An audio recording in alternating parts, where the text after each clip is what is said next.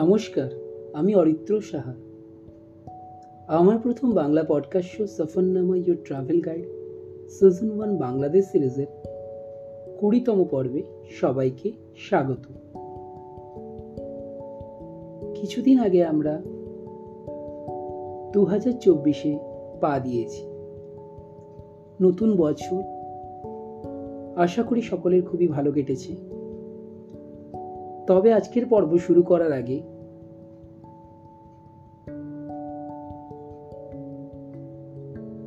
গতকাল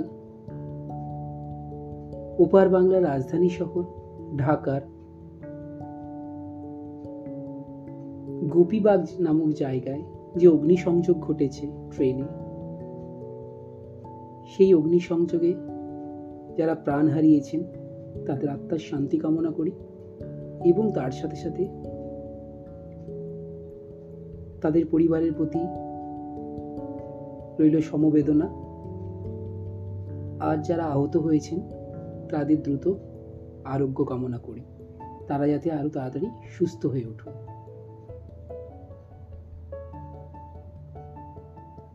সফরনামা মানেই হলো ওপার বাংলার গল্প, এপার বাংলার চোখে ওপার বাংলার মুখ। সফরনামার প্রতিটি পর্ব জুড়ে থাকবে ওপার বাংলার 64টি জেলার খাদ্যাভ্যাস, জীবনযাত্রা, গল্প, অজানা ইতিহাস ইত্যাদি। দেখতে দেখতে আপনাদের ভালোবাসায় সফরনামা আজকে 20তম পর্বে। গত পর্বে আমি তুলে ধরেছিলাম ওপার বাংলার 64টি জেলার মধ্যে একটি জেলা ফরিদপুরের গল্প। যারা এখনো শোনেননি ঝটপট করে শুনে ফেলুন। আমার পডকাস্টটি এতটা ভালোবাসা দেওয়ার জন্য আমার সকল শ্রোতা বন্ধুদের জানাই অসংখ্য ধন্যবাদ। আপনারা এইভাবেই আমার সফরনামার পাশে থাকবেন। আপনাদের ভালোবাসা আমার পথ চলার জন্য একান্তই কাম্য। আজকে সফরনামার নতুন একটি পর্ব থাকবে নতুন একটি জেলার গল্পের। আপনারা শুনছেন Safarnama your travel guide season 1 Bangladesh সিরিজের 20তম পর্ব।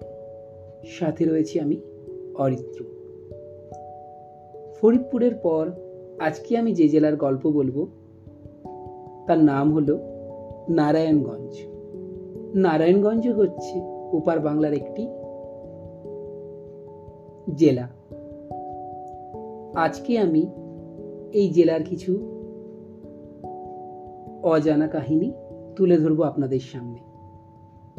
আপনারা শুনছেন Safarnama your travel guide season 1 Bangladesh সিরিজের 20তম পর্ব, ইতিহাসের পাতায় নারায়ণগঞ্জ।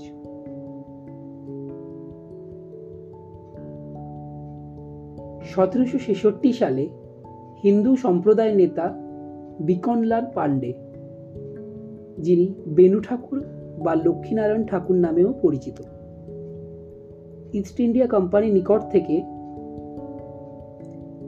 অঞ্চলের মালিকানা গ্রহণ করেন। তিনি প্রভু নারায়ণের সেবায় ব্যয়ভার বহনের জন্য একটি দলিলের মাধ্যমে শীতলক্ষ্যা নদীর তীরে অবস্থিত একটি মার্কেটের দেবোত্তর সম্পত্তি হিসেবে ঘোষণা করেন। তাই পরবর্তীকালে এ স্থানের নাম হয় নারায়ণগঞ্জ। সপ্তদশ ও অষ্টাদশ শতাব্দীর মধ্যভাগ পর্যন্ত নারায়ণগঞ্জ নামের কোনো নগরীর অস্তিত্ব কিন্তু প্রাচীন বাংলার মানচিত্রে পাওয়া যায় না। নারায়ণগঞ্জ নামকরণের পূর্বে সোনারগাঁ ছিল প্রাচীন বাংলার রাজধানী। মুসলিম আমলে সোনারগাঁ নামের উদ্ভব প্রাচীন সুবর্ণগ্রামকেই কেন্দ্র করে। বহু অঞ্চলে মুসলমান মানুষের বসবাস ও মুসলিম অধিকার সোনারগাঁ নামের উদ্ভব প্রাচীন সুবর্ণগ্রামকেই কেন্দ্র করে। বহু অঞ্চলে মুসলিম অধিকার প্রতিষ্ঠিত হওয়ার পর থেকে ঢাকা নগরের অভ্যুদয়ের পূর্ব পর্যন্ত সময়কালে দক্ষিণ পূর্বাঙ্গের প্রশাসনিক কেন্দ্র ছিল এই সোনারগাঁ। ফিরোজ শাহ চতুর্দশ শতাব্দীর প্রায় প্রথম দিকে এই অঞ্চল নিজেদের দখলে নিয়ে যায় এবং লখনৌতি রাজ্যের অন্তর্ভুক্ত করেন। এর ফলে ঘটে হিন্দু রাজত্বের অবসান। সোনারগাঁ লখনৌতি রাজ্যের অন্তর্ভুক্ত হওয়ার পর থেকে গিয়াসুদ্দিন বাহাদুর শাহর ক্ষমতা লোভ ঘটে।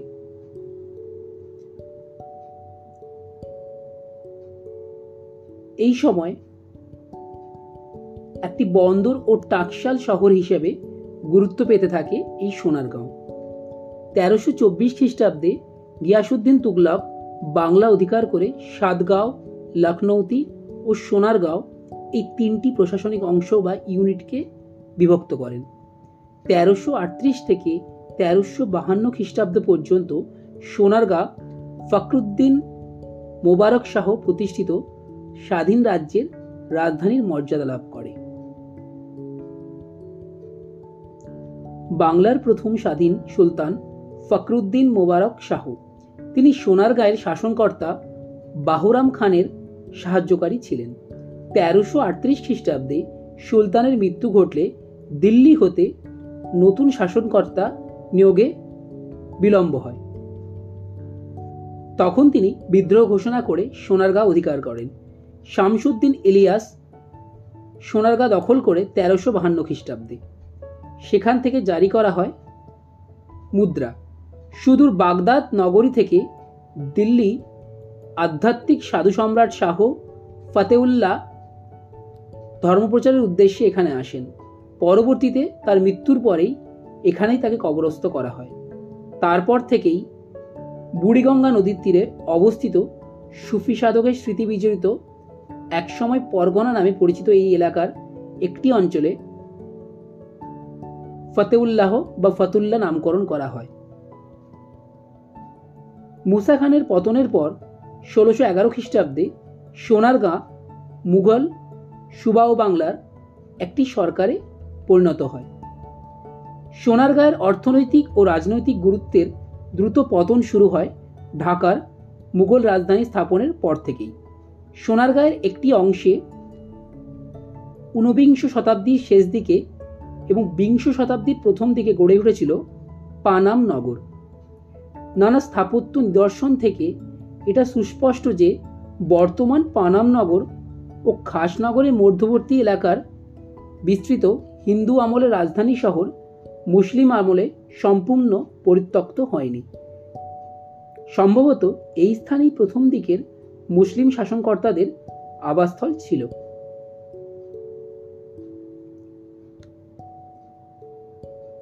মোগল আমলেরও পূর্বে খিরিজপুর, কাদম রসুল ও মদনগঞ্জ বাণিজ্যিক অঞ্চল এবং আন্তর্জাতিক নদীবন্দর ছিল। পলাশির যুদ্ধে ইংরেজ বাহিনীর কাছ থেকে বাংলার শেষ নবাবের পরাজয়ের পর ইংরেজরা দল বেঁধে এই অঞ্চলে আসতে থাকে ব্যবসা বাণিজ্যের আশায়। সে সময় এই অঞ্চল পাট, লবণ ও বিভিন্ন ধরনের খাবার মশলার জন্য বিশ্বখ্যাতি অর্জন করেছিল। ইস্ট ইন্ডিয়া কোম্পানির আগমনের সঙ্গে সঙ্গে শীতলক্ষ্যা নদীর পশ্চিম পাড়ের গুরুত্ব বাড়তে থাকে। রাজধানী ঢাকা ও সমুদ্র বন্দর চট্টগ্রামের সঙ্গে যোগাযোগ বিচ্ছিন্ন থাকায় এবং বর্তমান নারায়ণগঞ্জ এর সঙ্গে শীতলক্ষ্যার পশ্চিম পাড় সড়ক ও জলপথের সুন্দর যোগাযোগ ব্যবস্থার কারণে কোম্পানির লোকেরা শীতলক্ষ্যা নদীর পশ্চিম সড়কে অধিক গুরুত্ব দিয়ে ব্যবসা বাণিজ্য প্রতিষ্ঠান করতে থাকে। একের পর এক নিম্ন জলাভূমি ভরাট করে তোলা হয় ঘরবাড়ি। কোম্পানির আগে মোগল সরকারের আমলে এই নদীবন্দর থেকে ব্যবসায়িক রাজস্ব আয় ছিল 6,447 টাকা, 10 আনা 9 পয়সা। কোম্পানির আমলে 1850 সালে এই বন্দর থেকে 3 কোটি গজ চটবস্ত্র ইউরোপ আমেরিকায় রপ্তানি করা হয়েছে। তখন 100 চটবস্ত্রের মূল্য ছিল প্রায় 7 টাকা। আপনারা শুনছেন Safarnama, your travel guide. Season 1 Bangladesh সিরিজের 20তম পর্ব ইতিহাসের পাতায় নারায়ণগঞ্জ। সাথে রয়েছি আমি অরিত্র।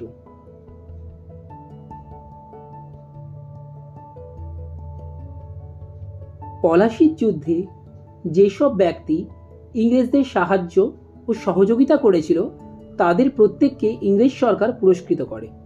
এই সুবাদে বাংলা 1173 সালে ভিকানলাল ঠাকুর ওরফে লক্ষ্মীনারায়ণ ঠাকুর কোম্পানির নবাব মুজাফফর জংয়ের কাছ থেকে একটি দলিলের মাধ্যমে এই অঞ্চলের ভোগস্বত্ব লাভ করেন।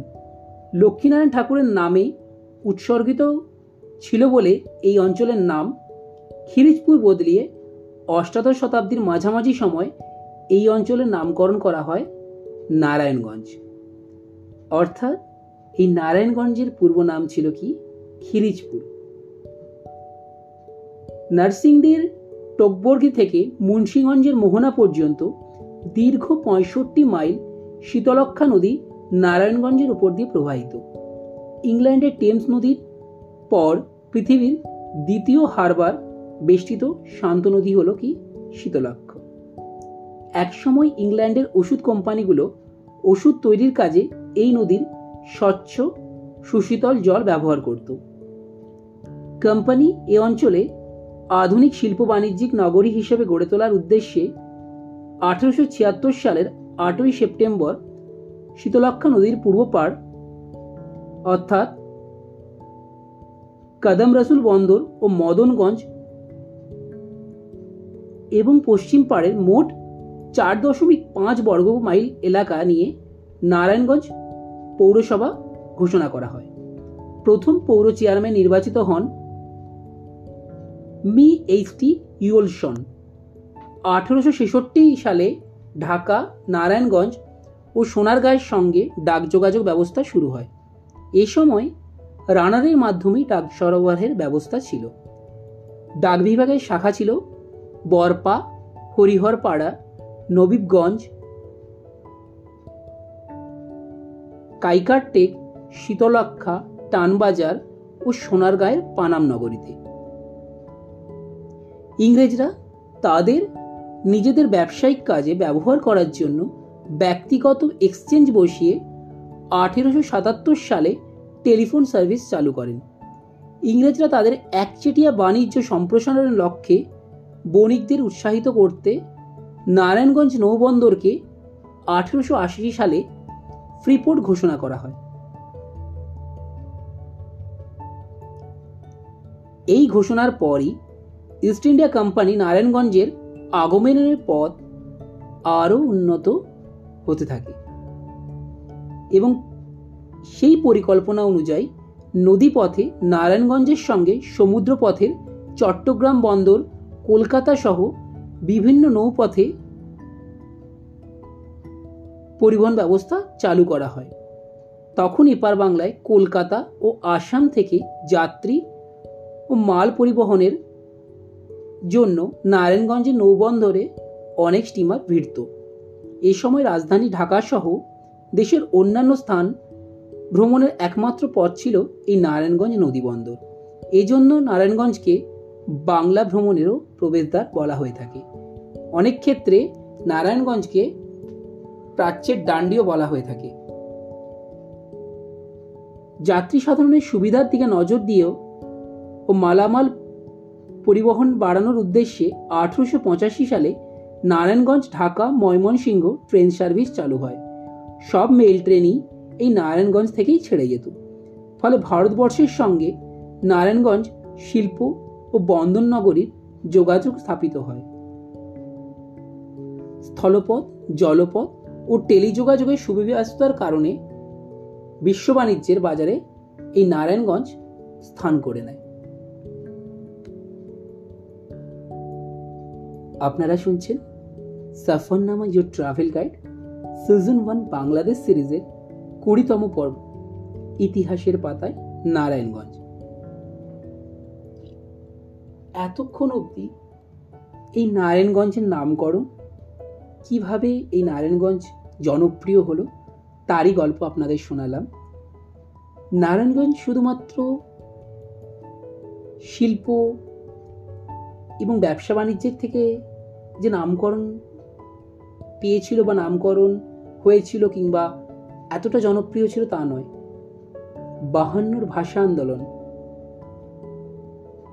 অর্থাৎ সেই ভাষা শহীদদের কথা, আমার ভাইয়ের রক্তে রাঙানো 21শে ফেব্রুয়ারি আমি কি ভুলতে পারি। এই ভাষা আন্দোলনও নারায়ণগঞ্জবাসীর কাছে স্মরণীয় ও বরণীয় এক অধ্যায়। যেহেতু নারায়ণগঞ্জ থেকে 20 কিলোমিটার অদূরেই অবস্থিত ঢাকা জেলা, তাই পার্শ্ববর্তী জেলা হিসাবে পাকিস্তানের স্বৈরতন্ত্রকে উৎখাত করার জন্যই এলাকার জনগণ ছিল প্রতিবাদ মুখর।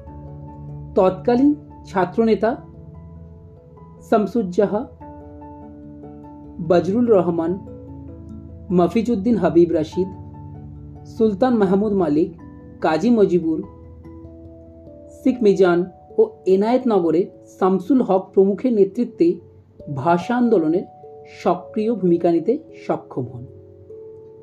এখনও এই অঞ্চলে প্রতিটি মানুষ ভাষা আন্দোলনকে, ইতিহাসকে মনে রাখার জন্য 21শে ফেব্রুয়ারি প্রভাত ফেরিতে অংশগ্রহণ করেন। শুধুমাত্র নারায়ণগঞ্জ নয়, সারা বাংলায় আজকের দিনে এই 21শে ফেব্রুয়ারি শুধুমাত্র ওপার বাংলায় নয়, আজকের দিনে আমাদের এই এপার বাংলা অর্থাৎ ভারতবর্ষের পশ্চিমবঙ্গে জনপ্রিয়তার সাথে পালন হয় এই 21শে ফেব্রুয়ারি। একটি ভাষার জন্য লড়াই, তা আজও বাঙালি কখনোই ভুলতে পারেনি।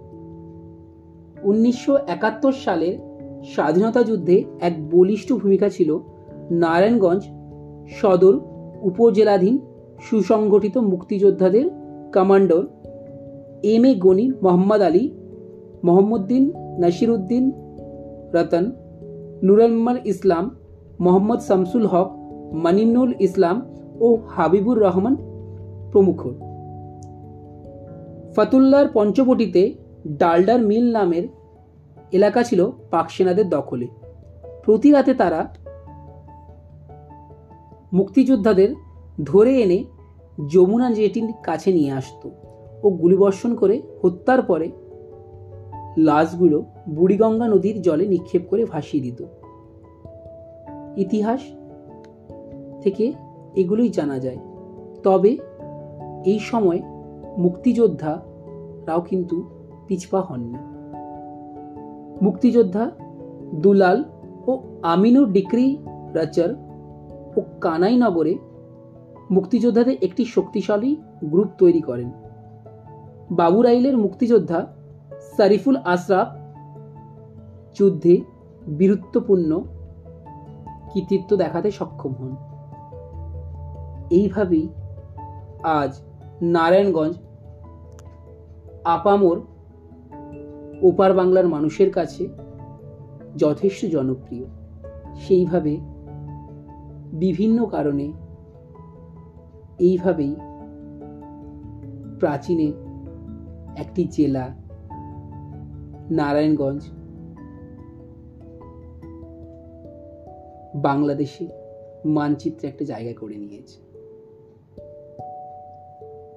ধীরে ধীরে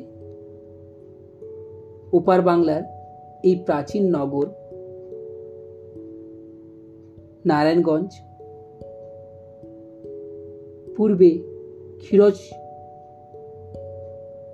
খিজিরপুর বদলিয়ে নারায়ণগঞ্জের নামকরণ পেয়েছে। আজ এটুকুই। আজকে আমি আপনাদের সামনে তুলে ধরলাম ওপার বাংলার একটি জেলা নারায়ণগঞ্জের ইতিহাসের গল্প। ইতিহাসের পাতায় নারায়ণগঞ্জ। আজকের পর্বটি কেমন লাগলো আপনারা জানাতে ভুলবেন না। আমার এই পডকাস্টটিকে আপনার প্রিয়জন, আত্মীয়, পরিজন, বন্ধু বান্ধব সকলের সাথে শেয়ার করুন। আজকের পর্বটি কেমন লাগলো অবশ্যই জানাতে ভুলবেন না। আর আজকের শ্রোতা বন্ধুদের মধ্যে নারায়ণগঞ্জে যদি কারো পূর্ব পরিচিত কেউ থাকেন তাও কমেন্ট বক্সে আমাদের জানাবেন, বা আপনারা যদি কেউ নারায়ণগঞ্জ থেকে শুনে থাকেন তাও কমেন্ট বক্সে আমাকে জানাবেন। দেখা হবে আগামী পর্বে। থাকবে এই নারায়ণগঞ্জের আরও অনেক অজানা ইতিহাস। সবাই সুস্থ থাকুন, ভালো থাকুন। ধন্যবাদ।